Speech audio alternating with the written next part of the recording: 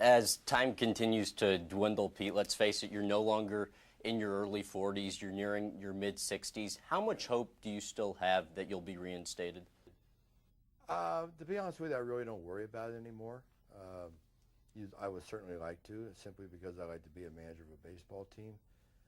But I have other priorities right now, and if it happens, it happens. I'll be the happiest guy in the world. I don't think there's any honor bigger than going to his or her Hall of Fame for your sport. And if that happens, I just believe that the American way is to be given a second chance. And I've been suspended 16 years now, and having a hard time getting a second chance. Other people get second chance and to do other things, and baseball just looks at gambling a very different way than they do drugs or alcohol or spousal beatings, things like that. Steroids, different things like that. Since the publication of your book, My Prison Without Bars, and your admission that you bet on baseball, the possibility of baseball lifting your ban seems to have diminished. Well, I don't think the book had anything to do with that, if you want to know the truth, because probably a year before the book came out, I talked to Bud Selig and told him everything I did. So when Bud Selig read my book, if he did, it wasn't something that he didn't know. Okay, it was something you didn't know, or something that he didn't know, or something that the public didn't know. But I remember when I had my first discussion with Bud Selig, I thanked him for giving me an opportunity to take this load off my shoulders. And I said, if you want to have a press conference tomorrow or next week or next month, and I'll tell the world the same thing I told you, he said, that's not necessary. You told the right guy. And that was, see, I wish I could sit here and tell you tonight that in 1991 or 1992, if I was given the opportunity to admit what I did, I would have admitted it. I don't know. All I know is the first opportunity I got to talk to the commissioner of baseball, sure, I could have told Jim Gray, I could have told Bob Costas, I could have told Jim Rome. That's not going to help me, because my faith is in the hands of the commissioner of baseball. And the first time that I ever met the commissioner of baseball is when I made the All-Century team in Atlanta. And he congratulated me for making the team. And then we had the most memorable moments in San Francisco. And I think when I got the biggest ovation on both those events, baseball kind of figured out, well, maybe this guy is popular. And that's when they give me the meetings that I had. I had a couple meetings with Bud Selig.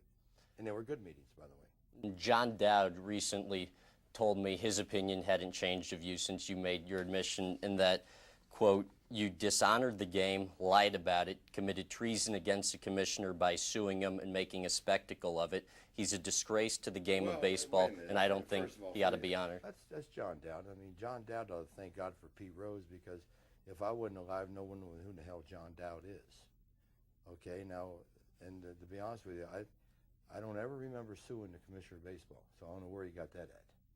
Okay, a lot of people have told me I should sue baseball for not having the opportunity to do something that I do for a living. That's baseball.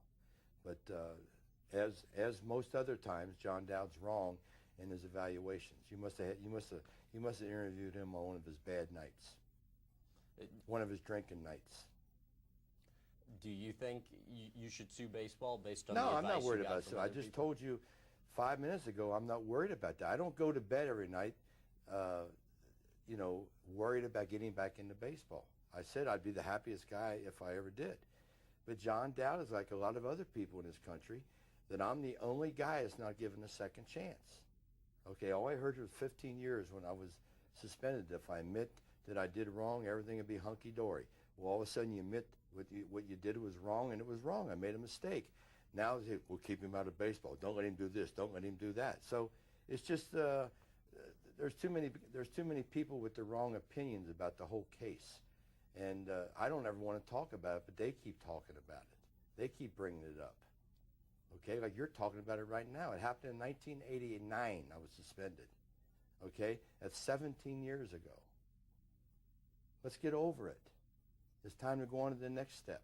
The late Commissioner Bart Giamatti, as you said in your book, said you needed to show a redirected, reconfigured, or rehabilitated life to be reinstated. What does that mean? I'll tell you what I said about that is, obviously be very selective of people you hang around with, which I am.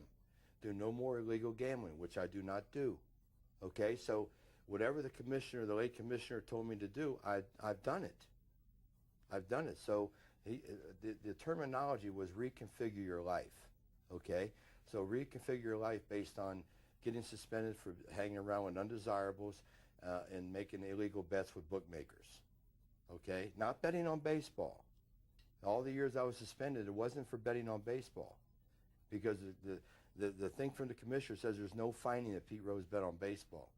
Okay, I admitted I bet on baseball, but I wasn't suspended from baseball for betting on baseball. You know that, right?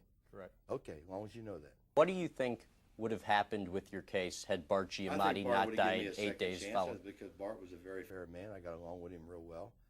You know, I had several conversations about the game of baseball with Bart Giamatti. You think he would have given you a second chance? Absolutely. Faye Vincent has said that would be bogus. John Down has said that would be bogus. Well, or even Bart Giamatti's widow has said she's opposed. You know, God bless her, and you know, I never met her. I never met her. I know, all I know is her son's a hell of an actor. Paul Giamatti's a great actor, and I hope he gets the supporting actor of the year for Cinderella Man. He was a great actor. But the other two guys you mentioned, if it wasn't for me, no one in this country would care less about Faye Vincent or John Dowd. They wouldn't even know who the hell they are. Because every time lines, two people in the press run to those two, because you get the other side of the story. You get the negative part of the story. Okay? That's the way it is, and I accept that. I have no respect for either one of those gentlemen. You know, you talk about getting kicked out of baseball. Faye Vincent got fired as commissioner of baseball. How bad is that? You get fired as commissioner of baseball.